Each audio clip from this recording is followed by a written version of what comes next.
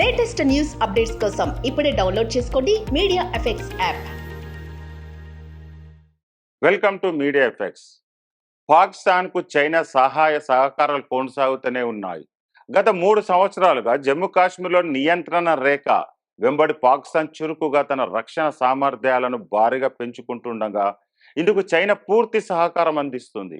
గత 3 ఏళ్ల సరిహద్దు వెంబడి పాకిస్తాన్ ఉక్కు బంకర్ల నిర్మాణం, మానవరహిత వైమానిక యుద్ధ వైమానిక వాహనాలను కూడా మోహరించినట్టుగా అధికారులు తెలిసినట్టుగా పలు కథనాలు పేర్కొంటున్నాయి.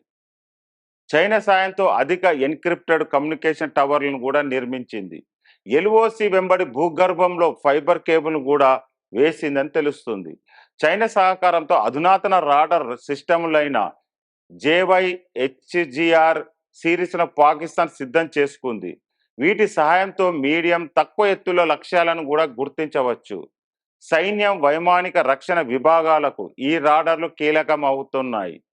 చైనీస్ కంపెనీ తయారు చేసిన 155mm ట్రాక్ మౌంటెడ్ హోవిట్టర్ గన్ SH-15లను కూడా నియంత్రణ రేఖ వెంబడి వివిధ ప్రదేశాలు పాక్ గుర్తించినట్టు కథనాలు పేర్కొంటున్నాయి.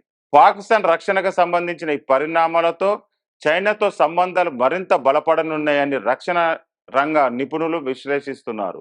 CPECలో భాగంగా పాక్ ఆక్రమిత కాశ్మీర్లో చైనా పెట్టుబడులకు మార్గం సుగమం చేస్తుందని చెబుతున్నారు.